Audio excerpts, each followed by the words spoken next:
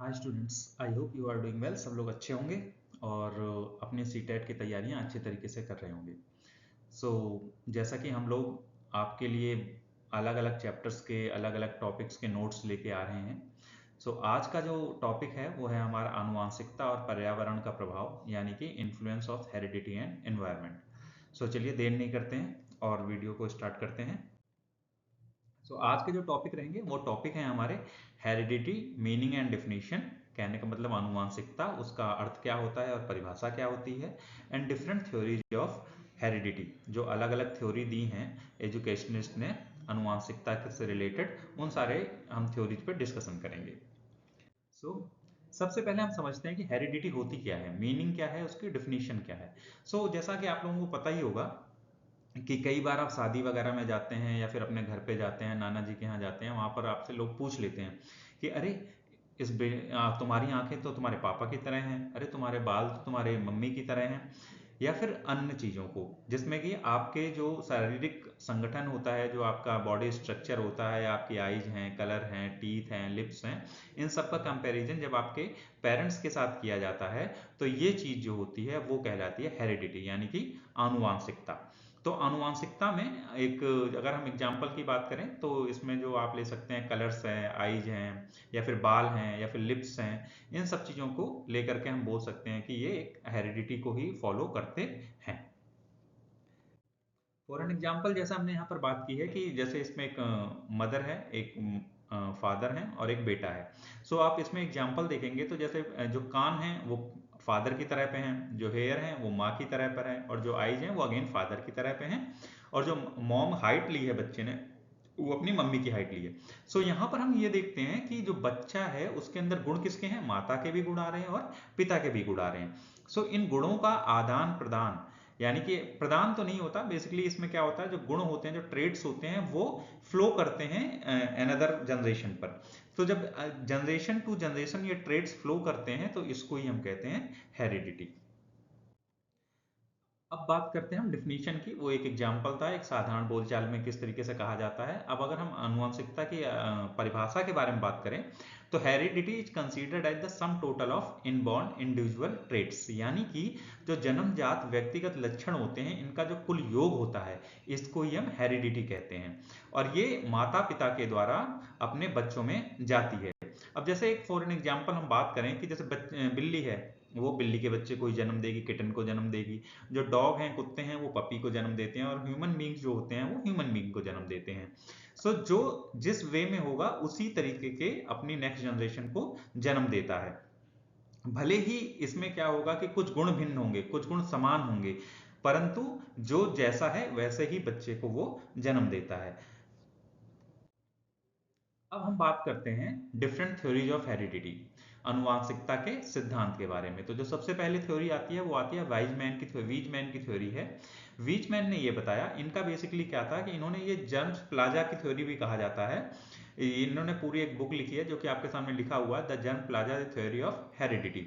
इसमें इन्होंने बताया था कि ये जो आपके गुण होते हैं वो बेसिकली एक प्लाज्मा के रूप में ट्रांसमिट होते रहते हैं जनरेशन टू जनरेशन, और जो नया मानव शरीर होता है उसमें प्रत्येक माता पिता की जनन कोशिकाएं जिम्मेदार होती हैं। रिस्पॉन्सिबल कौन होती हैं, germ cell of each parent.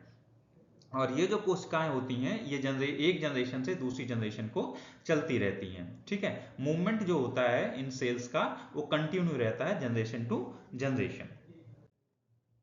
Next theory आती है आपकी ग्लॉटन की थ्योरी आती है। ग्लॉटन ने ये बताया था कि जो बच्चे होते हैं इनके अंदर जो गुण होता है उसमें 50% जो गुण होते हैं उनके पेरेंट्स के होते हैं, 25% जो उसके फादर का होगा, 25% उसके मदर का होगा, एंड 1/4 जो होता है वो उसके ग्रैंड पेरेंट्स का होता है, और रिमेनिंग 1/4 जो होता है उनके एंसेंटर, मतलब उनके जो पूर्वज होते हैं उनका होता है। तो इस तरीके से आपका जो जनरेशन टू जनरेशन जो गुण होते हैं वो फ्लो करते हैं।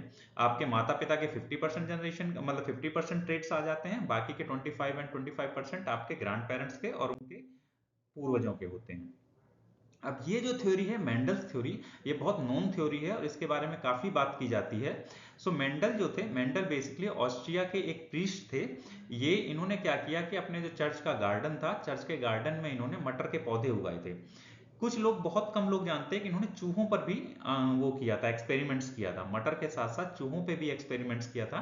इन्होंने व्हाइट कलर के चूहे और ग्रे कलर के चूहों को मिला करके एक्सपेरिमेंट किया था। बट यहाँ पे हम जो बात करेंगे, हम यहाँ पर मटर की बात करेंगे, क्योंकि मटर की थ्योरी बहुत ही ज़्यादा जानी मानी थ्योरी है।